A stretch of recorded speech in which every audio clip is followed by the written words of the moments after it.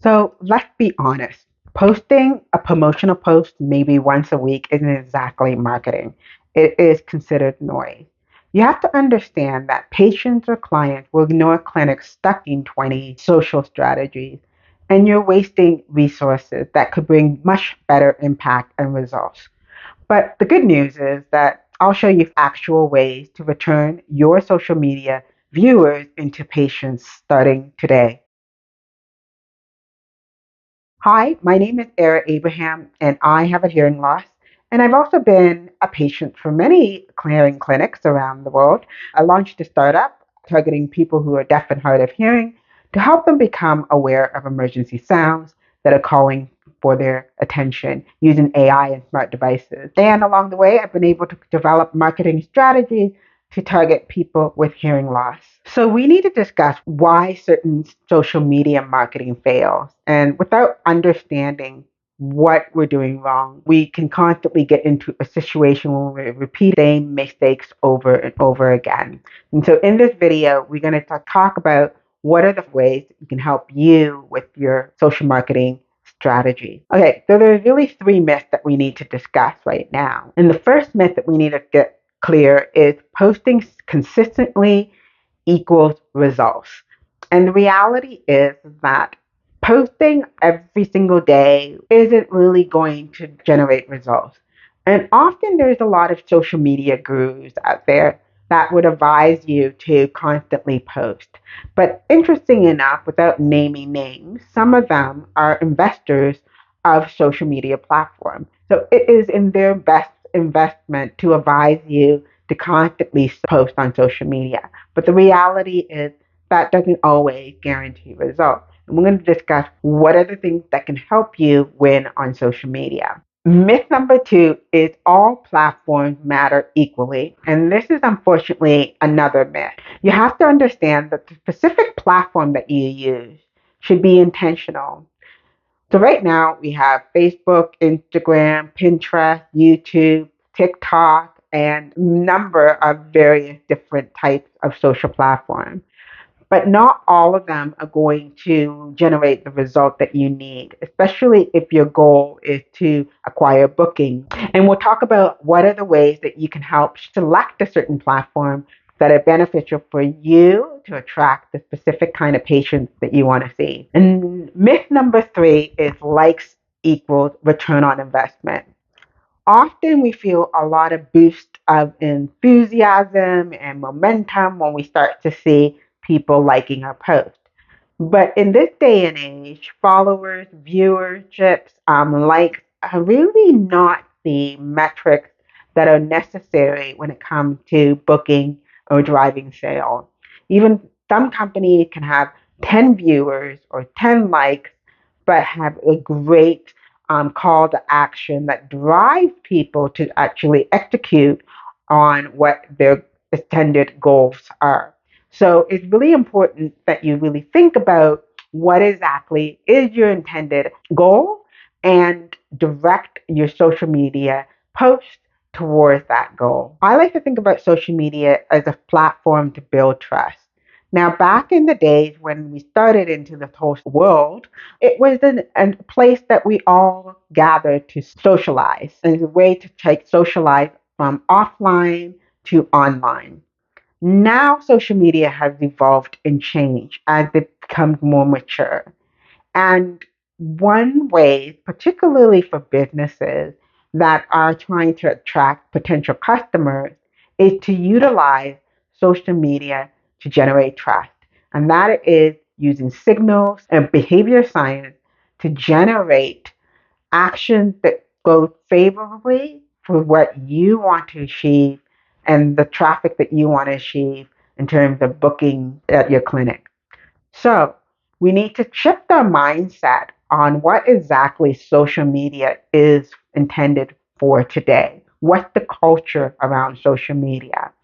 And that's what I want to be able to talk to you more by discussing strategies that you need to be thinking about when it comes to posting on social media. But before we go into that, I want to talk about trust a little bit more because there's a lot of research that's been done on the topic of trust. And I think it's really important if you want to create or generate trust, you need to be very intentional. And there's really three kind of ways that you can generate trust in terms of your marketing and communication. The first is around the idea of transparency. You want to be as authentic and transparent about your business. And that is the way to generate trust. So it's not about talking about everything and anything personal about your personal life, but transparency is being upfront about certain things. For example, like pricing. Many hearing clinics refuse to disclose their pricing on their website or on any kind of marketing material because they don't want to deter maybe people from actually purchasing or engaging in their business.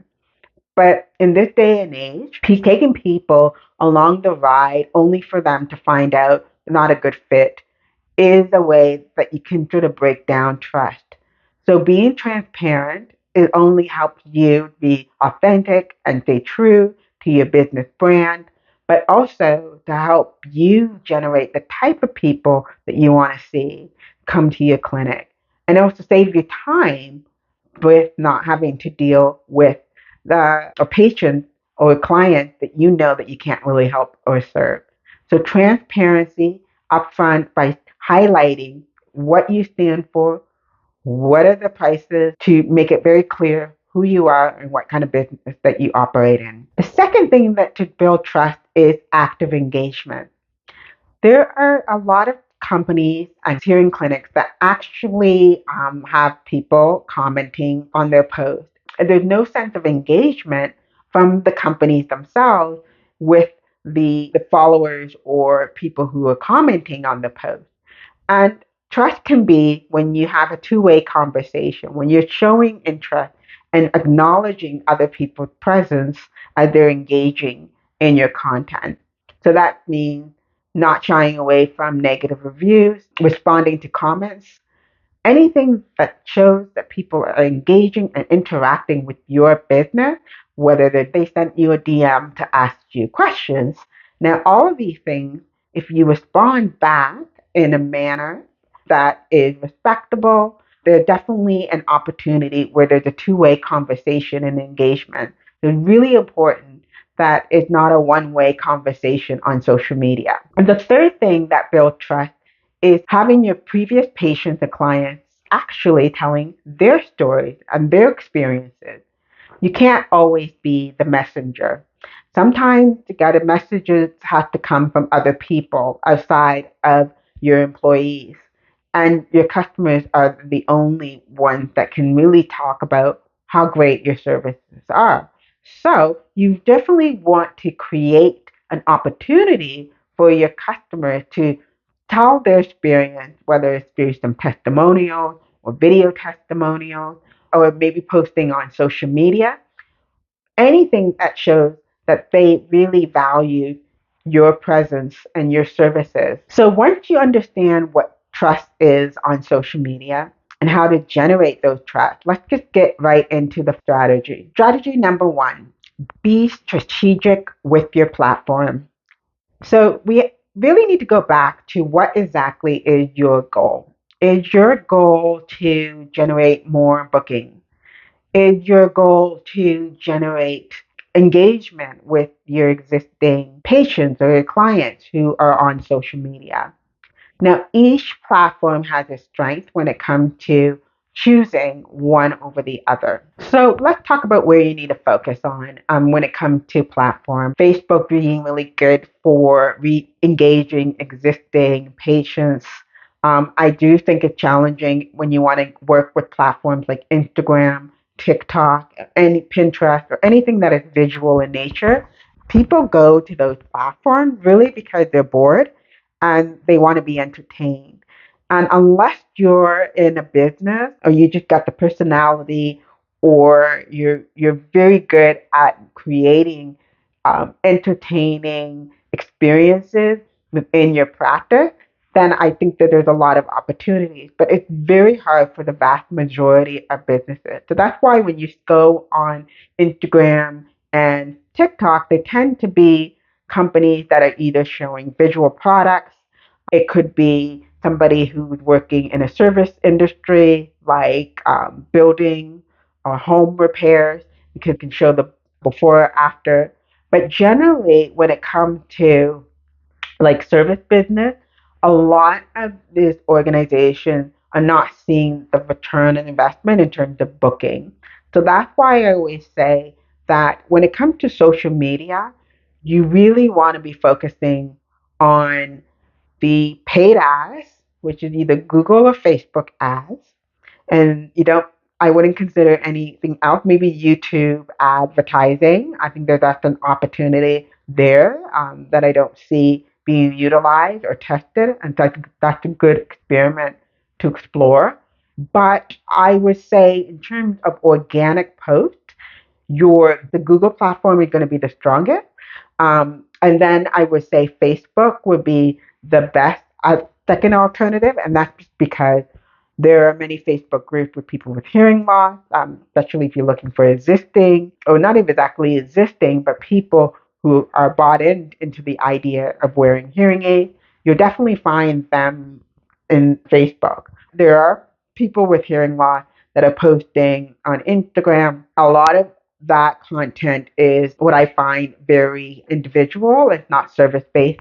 A lot of them tend to be more influencers than actual service businesses that are talking about their services. The other thing that you could do if you really want to maximize your reach in different platforms is start to think about influencers that you might want to partner with. And I want you to focus on local influencers, because I think that if you can get a local influencer to come into getting a hearing test and they talk about their experience and share with their followers, that is a great strategy. And that way, you don't necessarily have to always be developing engaging content. You can leverage influencers on Instagram or on TikTok, and who have followers that are in your community would be an absolutely smart strategy.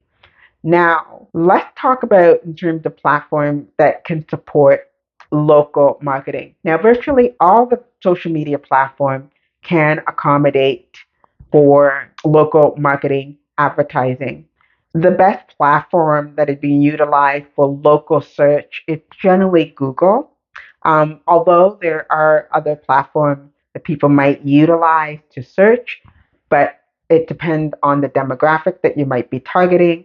But however, I just feel like Google has always been strong in terms of search. It's a natural place for people to go when they have questions about specific services that are nearby in their neighborhood.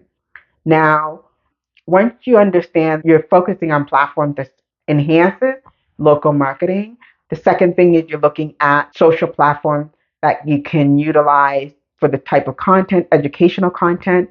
Again, people in Instagram and TikTok are not really there to be educated. They just want something because they're bored and they want to be entertained. I find that YouTube has been demonstrated that it is the top platform when it comes to education, which is why you're here today watching my video. Because a lot of people are just in that learning mindset when they come to YouTube. They're open to learning from other people. Now, on Facebook, the challenge right now when it comes to putting educational content is that it's not good for the organic reach. What I mean by that, you want to be able to attract people who are not followers naturally.